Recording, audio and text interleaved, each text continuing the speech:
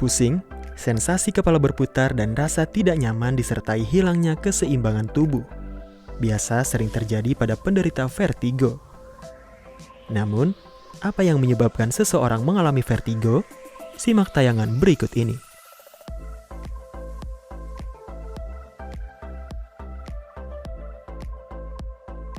Vertigo menjadi satu dari banyaknya gejala pada gangguan keseimbangan. Meski seringkali disebut sebagai penyakit, vertigo bukanlah sebuah penyakit. Seseorang yang mengalami vertigo, tubuhnya seperti melayang. Biasanya dapat disertai gejala seperti mual, muntah, dan kehilangan keseimbangan. Secara umum, vertigo terbagi menjadi dua jenis, vertigo vestibular dan vertigo non-vestibular. Pada vertigo vestibular muncul akibat adanya gangguan sistem vestibular, baik akibat rongga dalam telinga maupun integrasi antara batang otak dan otak kecil, sehingga memberikan sensasi seperti berputar. Vertigo non-vestibular muncul akibat adanya gangguan pada sistem proprioseptif atau visual, sehingga memberikan sensasi goyang seperti melayang. Lalu apa saja faktor yang menyebabkan terjadinya gejala tersebut?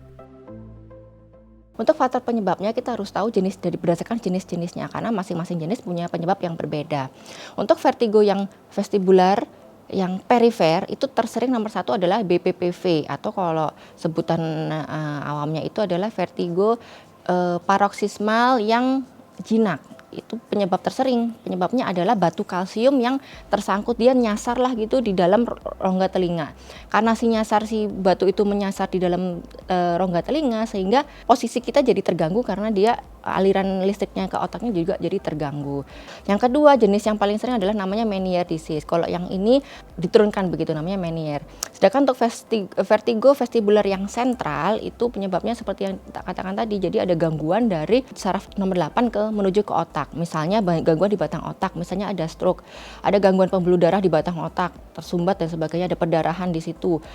Atau ada tumor, misalnya tumor atau ada kanker di area di antara otak kecil dan batang otak dan otak besar, itu juga bisa memunculkan gejala menjadi penyebab salah satu vertigo gitu.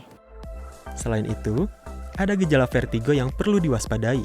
Jika gejala vertigo berlangsung lama, disertai anggota gerak yang melemah, serta vertigo yang timbul pada seseorang dengan faktor resiko vaskular atau pembuluh darah, tentu wajib berhati-hati dan segera periksakan diri ke pusat layanan terdekat. Terlebih masih banyak yang beranggapan bahwa vertigo sama halnya dengan sakit kepala pada umumnya. Apakah benar demikian? Nah ini mungkin harus diluruskan ya, untuk meluruskan juga bahwa sakit kepala dan vertigo itu berbeda. Kadang seseorang tuh datang ke dokter tuh bilangnya, dok saya pusing, gitu kita setelah gali, pusingnya seperti apa bu? Ini pusing pokoknya berat, cekot-cekot. Nah itu beda lagi. Jadi kalau yang pusing, kalau yang berat nyeri cekot-cekot itu masuknya ke nyeri kepala, itu bahasa medisnya sefalgia. Sedangkan kalau yang pusing berputar itu masuknya ke vertigo. Jadi itu dua hal yang berbeda. Tetapi ada juga nyeri kepala yang disertai dengan vertigo, namanya migrenus vertigo. Ya, kalau itu nyeri kepala bisa disertai dengan vertigo. Pengobatan vertigo bergantung pada penyebab dari vertigo itu sendiri. Bisa melalui obat-obatan, namun tidak dikonsumsi dalam jangka panjang. Atau dengan rehabilitasi vertigo yang bertujuan agar muncul kompensasi dari organ-organ keseimbangan, sehingga mencegah berulangnya vertigo. Lalu, bagaimana tips agar terhindar dari vertigo? Jadi kalau untuk rentang usia itu sebenarnya kalau anak-anak jarang, karena anak-anak itu organ keseimbangannya belum matang banget sehingga belum terlalu sensitif dalam tanda kutip. Tetapi seiring usia di atas 20-30 lah itu udah mulai bisa muncul gejala vertigo. Jadi lebih baik tentunya pola hidup sehat secara umum, lalu mengurangi makanan yang tinggi MSG, tinggi garam, kafein, itu sebaiknya dihindari untuk pasien-pasien vertigo secara umum. Tapi kalau mau lebih detail lagi ya kita harus tahu per case by case-nya. Sobat IPB, vertigo memang bukan suatu penyakit. Tapi bila terjadi secara berulang, segera konsultasikan pada ahlinya agar mendapatkan penanganan yang tepat. Terima kasih sudah menyaksikan IPB TV. Jangan lupa like, komen, subscribe, share, dan nyalakan notifikasinya.